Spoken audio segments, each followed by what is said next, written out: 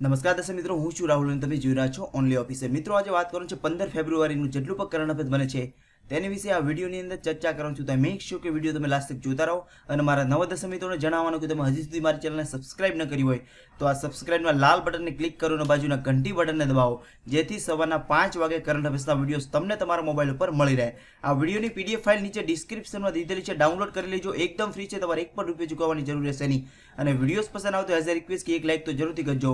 તમારી એક લાઇક કોઈ એક જરૂરિયાતમંદ સ્ટુડન્ટ સુધી આપણો વિડીયોઝ તેના સુધી પહોંચાડી જશે, જેથી કોઈ જરૂરિયાતમંદ સ્ટુડન્ટની દુઆ મળી જશે. મિત્રો, તમને તો અત્યારે જ લાઇક બટન પર ક્લિક કરવા વિનંતી. તો આજનો વિડીયો સ્ટાર્ટ કરીએ તો સૌથી પહેલો પ્રશ્ન આવે છે કે તાજેતરમાં ક્રીડાઈ યુથકોન 2019 સંમેલન કઈ જગ્યાએ આયોજન કરવામાં આવ્યું છે? તો તાજેતરમાં ક્રીડાઈનું યુથકોન 2019નું સંમેલન યોજાયું છે ન્યૂ દિલ્હીમાં. તો ન્યૂ દિલ્હીમાં કઈ જગ્યાએ? તો તાલકટોરા સ્ટેડિયમમાં. કઈ જગ્યાએ મિત્રો આનું આયોજન થયું છે? તો તાલકટોરા સ્ટેડિયમમાં, જે દિલ્હીમાં આવેલું છે, જ્યાં ક્રીડાઈનું યુથકોન 2019નું સંમેલનનું આયોજન કરવામાં આવ્યું છે. હવે મિત્રો, આ ટર્મ છે કે આ ક્રીડાઈનું ફૂલ ફોર્મ શું છે એ પણ યાદ રાખજો. ઘણીવાર કોમ્પિટિટિવ એક્ઝામમાં ફૂલ ફોર્મ પૂછાય છે. તો આ ક્રીડાઈનું ફૂલ ફોર્મ છે મિત્રો confederation of real estate developer association of India. શું છે મિત્રો ક્રીડાઈનું ફૂલ ફોર્મ? તો confederation of real estate developer association of India તેનું ફૂલ ફોર્મ છે. અને 2019ની તેની થીમ શું છે એ પણ યાદ રાખો. તો નેક્સ્ટ જનરેશન. શું મિત્રો તેની થીમ શું છે? તો નેક્સ્ટ જનરેશન તેની થીમ છે. હવે મિત્રો, દિલ્હીમાં તેનું આયોજન થયું છે. તો દિલ્હી છે. તો સૌથી પહેલાં મેપમાં જોઈ લે કે ભારતના મેપમાં કે દિલ્હી કઈ જગ્યાએ છે. તો આ રહ્યો ભારતનો મેપ. દિલ્હી કઈ જગ્યાએ છે? તો આ રહ્યું દિલ્હી. દિલ્હીના તાજેતરમાં સીએમ કોણ છે? તો અરવિંદ કેજરીવાલ. લેજિસ્ટિક ગવર્નર કોણ છે દિલ્હીના? તો અનિલ બેઝલ. તો એટલું વસ્તુ તમને દિલ્હી વિશે ખબર હોવી જોઈએ. અને દિલ્હી ભારતની રાજધાની ક્યારે બની એ પણ યાદ રાખો. તો 1911ના રોજ દિલ્હી ભારતની રાજધાની બની. અને એની પહેલાં કોણ હતી? તો કલકત્તા ભારતની સૌપ્રથમ રાજધાની હતી. ત્યારબાદ 1911ના રોજ બદલીને દિલ્હી કરવામાં આવી. તો એવો પ્રશ્ન પૂછે કે દિલ્હી ભારતની રાજધાની ક્યારે બની? તો 1911ના રોજ. તો એટલું વસ્તુ આ પ્રશ્નમાંથી તમને ખબર હોવી જોઈએ.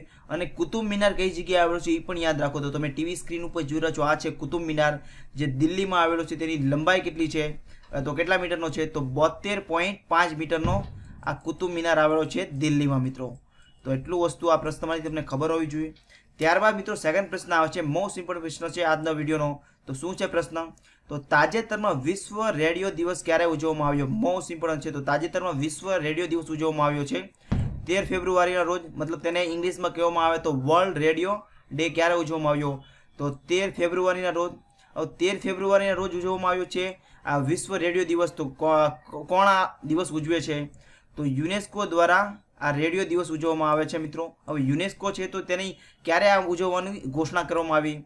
તો 3 નવેમ્બર 2011ના રોજ ઘોષણા કરવામાં આવી કે દર વર્ષે વિશ્વ રેડિયો દિવસ ઉજવવામાં આવશે 13 ફેબ્રુઆરીના રોજ. અને કોની દ્વારા? તો યુનેસ્કો દ્વારા આ ઘોષણા કરવામાં આવી હતી મિત્રો. હવે યુનેસ્કો છે તો સૌથી પહેલો પ્રશ્ન બને કે યુનેસ્કોનું ફૂલ ફોર્મ શું છે? તો યુનેસ્કોનું ફૂલ ફોર્મ જોતા પહેલાં યુનેસ્કોનો લોગો જોઈ લઈએ. તો આ રહ્યો યુનેસ્કોનો લોગો. યુનેસ્કોના લોગોમાં યુનેસ્કોનું ફૂલ ફોર્મ છે મિત્રો. તો શું છે ફૂલ ફોર્મ? તો United Nation Educational Scientific and Cultural Organization. યુનેસ્કોનું ફૂલ ફોર્મ છે. યુનેસ્કોની સ્થાપના ક્યારે થયેલી? તો 4 નવેમ્બર 1946ના રોજ યુનેસ્કોની સ્થાપના થયેલી. તેનું હેડક્વાર્ટર કઈ જગ્યાએ છે? તો ફ્રાન્સના પેરિસમાં યુનેસ્કોનું હેડક્વાર્ટર છે. તાજેતરમાં ડાયરેક્ટર કોણ છે યુનેસ્કોના? યાદ રાખજો, મોસ્ટ ઇમ્પોર્ટન્ટ છે. તો આન્ડ્રે અજોલે. કોણ મિત્રો? આન્ડ્રે અજોલે તાજેતરમાં ડાયરેક્ટર છે યુનેસ્કોના મિત્રો. તો એટલું વસ્તુ આ પ્રશ્નમાંથી તમને ખબર હોવી જોઈએ. અને તાજેતરમાં જે વિશ્વ રેડિયો દિવસ ઉજવવામાં આવ્યો છે મિત્રો, તેની થીમ શું છે એ પણ યાદ રાખો. તો ડાયલોગ, ટોલરન્સ એન્ડ પીસ. મતલબ તેનો ગુજરાતીમાં શુદ્ધ ભાષામાં કહેવામાં આવે તો સંવાદ, સહનશીલતા અને શાંતિ માટે તાજેતરમાં વિશ્વ રેડિયો દિવસ ઉજવવામાં આવ્યો હતો 13 ફેબ્રુઆરીના રોજ. અને આ 13 ફેબ્રુઆરીના રોજ પણ આ વિશ્વ રેડિયો દિવસ શા માટે ઉજવવામાં આવે છે? એનો ઉદ્દેશ શું હોય છે આ વિશ્વ રેડિયો દિવસ ઉજવવાનો? કારણ કે જ્યારે રેડિયો આવ્યો હતો મિત્રો, જ્યારે શરૂઆતના સમયમાં, જ્યારે સમાજમાં જબરજસ્ત આની લીધે ક્રાંતિ આવી હતી. તેમાં સારી બાબત માટે પણ અને ખરાબ બાબત પણ અસર પડી હતી. પણ જે સારી બાબત પર અસર પડી હતી, જે રેડિયો જ્યારે સૌપ્રથમવાર ભારતમાં આવ્યો હતો, તેને પ્રોત્સાહન માટે દર વર્ષે વિશ્વ રેડિયો દિવસ ઉજવવામાં આવે છે 13 ફેબ્રુઆરીના રોજ. તો એટલું વસ્તુ મિત્રો આ પ્રશ્નમાંથી તમને ખબર હોવી જોઈએ. ત્યારબાદ મિત્રો સેકન્ડ પ્રશ્ન આવે છે કે તાજેતરમાં સૌપ્રથમ વાર MRF ચેમ્પિયનશિપ જીતવાવાળી સૌપ્રથમ મહિલા કોણ બની? મોસ્ટ ઇમ્પોર્ટન્ટ છે. સૌપ્રથમ વાર MRF ચેમ્પિયનશિપ જીતવાવાળી સૌપ્રથમ મહિલા કોણ બની? અત્યાર સુધીમાં એક પણ મહિલાએ જીતેલી નથી આ ચેમ્પિયનશિપ. તો કઈ મહિલા બની? તો તેનું નામ છે મિત્રો જેમી ચાર્ડવિક. કોણ મિત્રો? જેમી ચાર્ડવિક, જે ઇંગ્લેન્ડની ખેલાડી છે જેણે તાજેતરમાં MRF ચેમ્પિયનશિપ જીતેલી છે 2019માં. અને તેનું આયોજન કઈ જગ્યાએ થયેલું હતું તાજેતરમાં? તો તમિલનાડુના ચેન્નાઈમાં તાજેતરમાં MRF ચેમ્પિયનશિપનું આયોજન થયું હતું. તેમાં ઇંગ્લેન્ડની જેમી ચાર્ડવિકે તાજેતરમાં આ સૌપ્રથમ મહિલા બની છે. અત્યાર સુધી કોઈ પણ મહિલાએ આ ચેમ્પિયનશિપ જીતેલી નથી. તો આ જેમી ચાર્ડવિકનું નામ જરૂરથી યાદ રાખજો, કોમ્પિટિટિવ એક્ઝામમાં પૂછાઈ શકે. ત્યારબાદ મિત્રો સેકન્ડ પ્રશ્ન આવે છે કે તાજેતરમાં રાષ્ટ્રીય યુનાની દિવસ ક્યારે ઉજવવામાં આવ્યો છે? મોસ્ટ ઇમ્પોર્ટન્ટ પ્રશ્ન છે આજના વિડીયોનો પણ. તો તાજેતરમાં રાષ્ટ્રીય યુનાની દિવસ ઉજવવામાં આવ્યો હતો 11 ફેબ્રુઆરીના રોજ. હવે 11 ફેબ્રુઆરીના રોજ તાજેતરમાં રાષ્ટ્રીય યુનાની દિવસ ઉજવવામાં આવ્યો હતો. તો કોની યાદમાં આ યુનાની દિવસ ઉજવવામાં આવે છે એ પણ યાદ રાખો. તો હકીમ અજમલ ખાનની યાદમાં. કોણ મિત્રો? તમે ટીવી સ્ક્રીન ઉપર જોઈ રહ્યા છો, આ છે હકીમ અજમલ ખાનની યાદમાં દર વર્ષે રાષ્ટ્રીય યુનાની દિવસ ઉજવવામાં આવે છે 11 ફેબ્રુઆરીના રોજ. અને જે હકીમ અજમલ ખાન છે તેનો જન્મ તારીખ શું છે? તો 11 ફેબ્રુઆરી 1868ના રોજ દિલ્હીમાં તેનો જન્મ થયો હતો આ હકીમ અજમલ ખાનનો મિત્રો. તો એટલું વસ્તુ આ પ્રશ્નમાંથી તમને ખબર હોવી જોઈએ. તાજેતરમાં આજે હકીમ અજમલ ખાન છે તેની 151મી જન્મ જયંતિ ઉજવવામાં આવી હતી, એ પણ યાદ રાખો. તો એની 151મી જન્મ જયંતિને ધ્યાનમાં રાખીને તાજેતરમાં રાષ્ટ્રીય યુનાની દિવસ ઉજવવામાં આવ્યો હતો 11 ફેબ્રુઆરીના રોજ. ત્યારબાદ મિત્રો સેકન્ડ પ્રશ્ન આવે છે કે તાજેતરમાં અમન 19 બહુરાષ્ટ્રીય સમુદ્ર યુદ્ધ અભ્યાસ કઈ જગ્યાએ તેનું આયોજન કરવામાં આવ્યું છે? તો તાજેતરમાં પાકિસ્તાનમાં આ અમન 90 બહુરાષ્ટ્રીય સમુદ્ર યુદ્ધ અભ્યાસ કરવામાં આવ્યું છે. અને એવો પ્રશ્ન પૂછે કે પ્રોપર જગ્યા કઈ છે? તો પાકિસ્તાનના કરાચીમાં આ યુદ્ધ અભ્યાસનું આયોજન કરવામાં આવ્યું હતું. અને એમાં ટોટલ 46 જેટલા દેશોએ આમાં ભાગ લીધો હતો. અને આનો નારો શું હતો? આયોજન થયું હતું તે યુદ્ધ અભ્યાસનો, શાંતિ માટે એકજૂટ થવા માટેનો તેનો નારો હતો પાકિસ્તાનનો. તો એટલું વસ્તુ આ પ્રશ્નમાંથી તમને ખબર હોવી જોઈએ. તેને કઈ જગ્યાએ યોજાયું હતું? તો પાકિસ્તાનના કરાચીમાં તેનું આયોજન થયું હતું. હવે પાકિસ્તાન છે તો વર્લ્ડ મેપમાં પાકિસ્તાન કઈ જગ્યાએ છે? તો આ રહ્યો પાકિસ્તાન. પાકિસ્તાનની કેપિટલ શું છે? તો ઇસ્લામાબાદ તેની કેપિટલ છે. પ્રધાનમંત્રી કોણ છે? તો ઇમરાન ખાન. કેટલામાં નંબરના? તો 22મા નંબરના. અને ઇમરાન ખાન કોણ છે? તો પાકિસ્તાન ક્રિકેટના ક્રિકેટર તરીકે ઘણી ટાઈમ પાકિસ્તાન ક્રિકેટ તરફથી રમ્યા છે. ત્યારબાદ રાષ્ટ્રપતિ કોણ છે? તો આરિફ અલ્વી. કેટલામાં નંબરના? તો 13મા નંબરના રાષ્ટ્રપતિ છે. કરન્સી શું છે? તો પાકિસ્તાની રૂપિયા, જેમાં ભારતની પણ કરન્સી પાકિસ્તાનમાં ચાલે છે મિત્રો. તો એટલું વસ્તુ તમને પાકિસ્તાન વિશે ખબર હોવી જોઈએ. તાજેતરમાં અમન 19 બહુરાષ્ટ્રીય સમુદ્ર યુદ્ધ અભ્યાસ કઈ જગ્યાએ આયોજન થયું છે? તો પાકિસ્તાનના કરાચીમાં. ત્યારબાદ મિત્રો સેકન્ડ પ્રશ્ન આવે છે કે તાજેતરમાં સરોજિની નાયડુનો જન્મ જયંતિ કેટલામી ઉજવવામાં આવી છે? મોસ્ટ ઇમ્પોર્ટન્ટ પ્રશ્ન છે આજના વિડીયોનો. તો તાજેતરમાં સરોજિની નાયડુની 140મી જન્મ જયંતિ ઉજવવામાં આવી છે. તો ક્યારે? તો 13 ફેબ્રુઆરીના રોજ તાજેતરમાં સરોજિની નાયડુની તાજેતરમાં 140મી જન્મ જયંતિ ઉજવવામાં આવી છે. હવે સરોજિની નાયડુ છે મિત્રો, તો સરોજિની નાયડુ તો તમે ટીવી સ્ક્રીન ઉપર જોઈ રહ્યા છો સરોજિની નાયડુનો પિક્ચર. તો આ રહ્યો સરોજિની નાયડુનો ફોટો. સરોજિની નાયડુ છે તો સરોજિની નાયડુનો જન્મસ્થળ શું છે?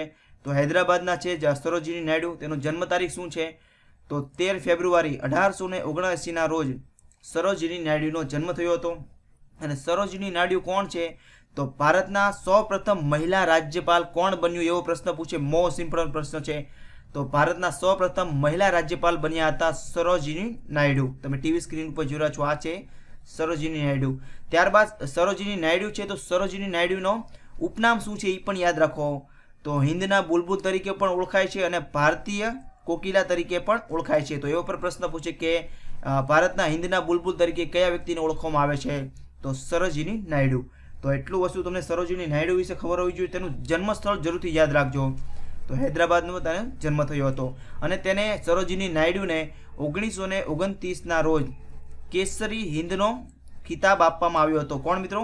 કેસરી હિન્દનો ખિતાબ કોને આપવામાં આવ્યો હતો? તો 1929ના રોજ સરોજિની નાયડુને કેસરી હિન્દનો ખિતાબ આપવામાં આવ્યો હતો. અને શા માટે? કારણ કે જે 1929માં પ્લેગનો જે રોગ ફાટ્યો હતો તેમાં સેવા આપવા બદલ તેને 1929ના રોજ કેસરી હિન્દનો ઉપાધિ આપવામાં આવી હતી સરોજિની નાયડુને મિત્રો. તો એટલું વસ્તુ આ પ્રશ્નવાળી તમને ખબર હોવી જોઈએ. ત્યારબાદ મિત્રો સેકન્ડ પ્રશ્ન આવે છે કે તાજેતરમાં રાષ્ટ્રીય ઉત્પાદકતા દિવસ ક્યારે ઉજવવામાં આવ્યો છે? તો તાજેતરમાં 12 ફેબ્રુઆરીના રોજ નેશનલ ઉત્પાદકતા દિવસ ઉજવવામાં આવ્યો છે, જેને નેશનલ પ્રોડક્ટિવિટી વીક તરીકે પણ ઓળખાય છે મિત્રો. તો એટલું વસ્તુ મિત્રો આ પ્રશ્નમાંથી તમને ખબર હોવી જોઈએ. ત્યારબાદ મિત્રો સેકન્ડ પ્રશ્ન આવે છે, મોસ્ટ પ્રશ્ન છે આજના વિડીયોનો પણ. તો તાજેતરમાં ભારતનો પ્રથમ મેગા એક્વા ફૂડ પાર્ક કઈ જગ્યાએ શરૂ કરવામાં આવ્યો છે? Most important. તો તાજેતરમાં ભારતનો પ્રથમ મેગા એક્વા ફૂડ પાર્કનું ઉદ્ઘાટન કરવામાં આવ્યું છે. આંધ્રપ્રદેશમાં તેનું આયોજન કરવામાં આવ્યું છે. તાજેતરમાં નરેન્દ્ર મોદી, જે આપણા માનનીય પ્રધાનમંત્રી નરેન્દ્ર મોદી દ્વારા આ પ્રથમ મેગા એક્વા ફૂડ પાર્કનું તાજેતરમાં ઉદ્ઘાટન કરવામાં આવ્યું છે. તો કઈ જગ્યાએ? તો ગોદાવરી મેગા એક્વા ફૂડ પાર્કમાં તેનું આયોજન કરવામાં આવ્યું છે, જે કઈ જગ્યાએ છે? તો આંધ્રપ્રદેશમાં આવેલું છે. હવે આંધ્રપ્રદેશ છે મિત્રો, તો સૌથી પહેલો પ્રશ્ન મને કે આંધ્રપ્રદેશ ભારતના મેપમાં કઈ જગ્યાએ છે? તો આ રહ્યો ભારતનો મેપ. આંધ્રપ્રદેશ કઈ જગ્યાએ છે? તો આ રહ્યો આંધ્રપ્રદેશ. આંધ્રપ્રદેશની કેપિટલ શું છે? તો અમરાવતી. સીએમ કોણ છે? તો એન ચંદ્રબાબુ નાયડુ. તાજેતરમાં રાજ્યપાલ કોણ છે? તો ESL નરસિમ્હા તાજેતરમાં આંધ્રપ્રદેશના રાજ્યપાલ છે. તો એટલું વસ્તુ તમને આંધ્રપ્રદેશ વિશે ખબર હોવી જોઈએ મિત્રોને. તાજેતરમાં આંધ્રપ્રદેશમાં આ મેગા ફૂડ પાર્કનું આયોજન કરવામાં આવ્યું છે અથવા તો ઉદ્ઘાટન કરવામાં આવ્યું છે. તો આંધ્રપ્રદેશમાં કયા કયા નેશનલ પાર્ક આવેલા છે એ પણ યાદ રાખો. તો વેંકટેશ્વર નેશનલ પાર્ક આંધ્રપ્રદેશમાં આવેલું છે અને રાજીવ ગાંધી નેશનલ પાર્ક પણ આંધ્રપ્રદેશમાં આવેલું છે. તો એવો પણ પ્રશ્ન પૂછે કે રાજીવ ગાંધી નેશનલ પાર્ક કયા રાજ્યમાં આવેલું છે? તો આંધ્રપ્રદેશમાં. અને વેંકટેશ્વર નેશનલ પાર્ક કઈ જગ્યાએ આવેલું છે? તો આંધ્રપ્રદેશમાં. મતલબ નેશનલ પાર્ક મતલબ રાષ્ટ્રીય ઉદ્યાન તરીકે ઓળખાય છે. તો એટલું વસ્તુ આ પ્રશ્નમાંથી તમને ખબર હોવી જોઈએ મિત્રો. અને આજના વિડીયોમાં તમને સૌથી સારામાં સારો પ્રશ્ન કયો લાગ્યો તમારે મને નીચે કોમેન્ટ બોક્સમાં લખીને મને મોકલવાનો છે, જેથી મને પણ આઈડિયા આવે કે મારા સ્ટુડન્ટ કઈ કઈ વસ્તુ પર સૌથી વધારે ફોકસ આપે છે. તો જેથી તમને પણ આઈડિયા આવશે કે તમે કઈ કઈ વસ્તુ પર સૌથી વધારે ફોકસ આપો છો. જેથી તમને આજના વિડીયોમાં જે પણ પ્રશ્ન સારો લાગ્યો હોય તમારે મને નીચે કોમેન્ટ બોક્સમાં લખીને મને મોકલવાનું છે. ત્યારબાદ મિત્રો કાલના વિડીયોનો પ્રશ્ન હતા કે ભારતે ચીનૂક હેલિકોપ્ટર કોની પાસેથી ખરીદ્યું હતું? તો તેનો સાચો આન્સર છે અમેરિકા પાસેથી. ત્યારબાદ સેકન્ડ પ્રશ્ન હતો કે પ્રધાનમંત્રી મોદીજીએ ડીડી અરુણ પ્રભા ચેનલ કયા રાજ્યમાં શરૂ કરી છે? તો તેનો સાચો આન્સર છે અરુણાચલ પ્રદેશ. ત્યારબાદ સેકન્ડ પ્રશ્ન હતો કે આંતરરાષ્ટ્રીય વાય દિવસ તાજેતરમાં ક્યારે ઉજવવામાં આવ્યો હતો? તો તેનો સાચો આન્સર છે 11 ફેબ્રુઆરીના રોજ. તો ઘણા બધા સ્ટુડન્ટે આનો સાચો આન્સર આપેલો છે મિત્રો. તો થેન્ક યુ સો મચ મિત્રો. આવી રીતે ફીડબેક કરતા રહેજો, જેથી મને પણ વધારે મોટિવેશન મળે અને તમારી માટે નોન સ્ટોપ ડેલી બેઝ પર સવારના 5 વાગે તમારા કરંટ અફેર્સના વિડીયોઝ તમને તમારા મોબાઈલ પર મળી રહે તેવી હર મુમકિન કોશિશ કરી મારી આ ચેનલ પરથી. તમારો કોઈ પણ ડાઉટ્સ હોય, કોઈ પણ સુઝાવ હોય, નીચે કોમેન્ટ બોક્સમાં જરૂરથી લખજો. 24 કલાકની અંદર રિપ્લાય કરવાની કોશિશ કરી. તમારા કરિયર રિલેટેડ પણ તમારા કોઈ ટોપિક્સ ડિસ્કસ કરવા હોય તો મને મેસેજ જરૂરથી કરજો. હું તમને 24 કલાકની અંદર રિપ્લાય કરી. તમારે એક પણ મને રૂપિયો ચૂકવવાની જરૂર રહેશે નહીં. ફ્રી ઓફ ચાર્જ તમને હરેક ઇન્ફોર્મેશન મળી જશે મારી આ ચેનલ પરથી. અને વિડીયોઝ પસંદ આવતો એઝ અ રિક્વેસ્ટ કે એક લાઇક તો જરૂરથી કરજો. તો આજનો વિડીયોનો ટાર્ગેટ છે 1000 લાઇક. તો અત્યારે જ લાઇક બટન પર ક્લિક કરો. તમારી એક લાઇક કોઈ એક જરૂરિયાતમંદ સ્ટુડન્ટ સુધી આપણો વિડીયો તેના સુધી પહોંચાડી જશે, જેથી કોઈ જરૂરિયાતમંદ સ્ટુડન્ટની દુઆ મળી છે તમને મિત્રો. તો અત્યારે લાઇક બટન પર ક્લિક કરવા વિનંતી. અને મારા નવા દર્શક મિત્રોને જણાવવાનું કે તમે હજી સુધી મારી ચેનલને સબસ્ક્રાઇબ ન કરી હોય તો અત્યારે સબસ્ક્રાઇબના લાલ બટનને ક્લિક કરો અને બાજુના ઘંટી બટનને દબાવો, જેથી સવારના 5 વાગે કરંટ અફેર્સના વિડીયો તમને તમારા મોબાઈલ પર મળી રહે. ત્યારબાદ મિત્રો આજના વિડીયોનો પ્રશ્ન છે કે નરેન્દ્ર મોદીએ 300 કરોડની થાળી કઈ જગ્યાએ પરોસી હતી? તો તેનો ઓપ્શન છે પટના, પંજાબ, વૃંદાવનમાં અને બદ્રીનાથમાં. ત્યારબાદ સેકન્ડ પ્રશ્ન આવે છે કે મેઘાલયના મુખ્યમંત્રી કોણ છે તાજેતરમાં? તો ઓપ્શન છે પેમા ખાંડુ, કોનરાડ સંગમા, વિજય રૂપાણી, એન ચંદ્રબાબુ નાયડુ. આ મેઘાલય છે ને મિત્રો. ત્યારબાદ સેકન્ડ પ્રશ્ન આવે છે કે સ્વામી દયાનંદ સરસ્વતીનો જન્મસ્થળ શું છે? તો ઓપ્શન છે સુરેન્દ્રનગર, ભાવનગર, પાટણ અને ટંકારા. જો તમે ડેલી બેઝ પર મારા કરંટ અફેર્સના વિડીયોઝ મિત્રો જોતા હશો તો આ ત્રણ પ્રશ્નો મારા નેક્સ્ટ વિડીયોમાં મેં આને ચર્ચા કરેલી છે, તો તમે આનો આન્સર સરળતાથી આપી શકશો. તો એઝ અ રિક્વેસ્ટ કે તમે આનો આન્સર નીચે જ કોમેન્ટ બોક્સમાં જરૂરથી લખજો અને તમારો કોઈ પણ મોટિવેશન વર્ડ જરૂરથી લખજો, જેથી મને પણ વધારે મોટિવેશન મળે. તમારી માટે નોન સ્ટોપ ડેલી સવારના 5 વાગે તમને વિડીયોઝ મળી રહી એવી હર મુમકિન કોશિશ કરીએ મારી ચેનલ પરથી. તો એઝ અ રિક્વેસ્ટ કે એક થેન્ક યુ લખીને પણ જરૂરથી મોકલજો, જેથી મને પણ વધારે મોટિવેશન મળે. તમારી માટે નોન સ્ટોપ ડેલી બેઝ પર કરંટ અફેર્સના વિડીયોઝ મારી ચેનલ પરથી તમને મળતા રહેશે એકદમ ફ્રી. તમારે એક પણ રૂપિયો ચૂકવવાની જરૂર રહેશે નહીં મિત્રો. અને વિડીયોઝ પસંદ આવતો એઝ અ રિક્વેસ્ટ કે આજનો લાઇકનો ટાર્ગેટ છે 1000 લાઇક. તો અત્યારે લાઇક બટન પર ક્લિક કરી દો. તમારી એક લાઇક કોઈ એક જરૂરિયાતમંદ સ્ટુડન્ટ સુધી આપણો વિડીયો તેના સુધી પહોંચાડી જશે, જેથી કોઈ જરૂરિયાતમંદ સ્ટુડન્ટની દુઆ મળી છે મિત્રો. તો અત્યારે જ લાઇક બટન પર ક્લિક કરવા વિનંતી. તમારો કિંમતી સમય આપીને મારો વિડીયો જોવા માટે ધન્યવાદ. હું આશા કરું કે તમારો દિવસ આજનો ખૂબ જ સરસ જાય. તમારી આવનારી એક્ઝામ માટે best of luck and thanks for the watching the video મિત્રો.